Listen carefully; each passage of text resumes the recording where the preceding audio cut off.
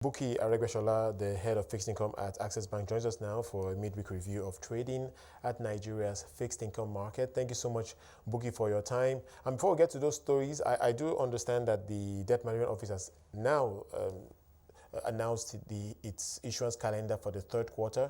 Can we just talk through that and your thoughts on the implications of this plan? Okay. So for the third quarter calendar for the bond market, what we've seen is that the DMO has changed the bonds that they had previously been offering. So they've changed the 2027 maturity to the 2028 maturity, which is a bond in issue, a bond already in issue. So they will just be reopening that particular bond. And the 2035 maturity has been changed to a 2036 maturity, which is also a reopening. And then the 2050 that was used to replace the 2045 last month would also continue to be an issue for the third quarter. And the amounts on offer are between 50 to 60 billion across the months. So, we already anticipated this, and the market has already priced in all of this into trading activities. The expectation for us is that the bonds that are going to be reopened, we expect to see some activities on them between now and the next auction. Right.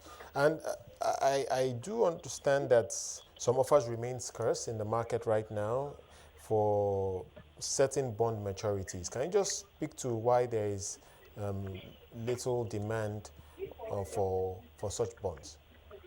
So for the off-the-run bonds, what we've witnessed for a while now is scarcity of those bonds. And this can be attributed to two things. There are speculators, in the market who believe that because of this scarcity, there would be an opportunity to make some good spread. So people are holding on to the bonds that they have.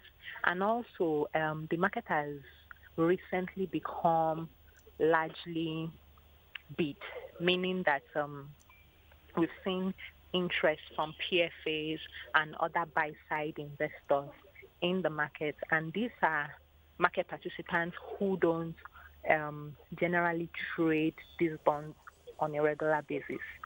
So when they buy, they typically hold for a long period of time. So these are the activities impacting the market and why those off-the-run bonds are scarce. We are seeing a gradual decline in FX reserves.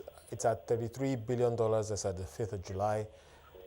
Are we seeing any evidence of concern in the market around this trend, or are people reading this as insignificant in terms of the moderate declines?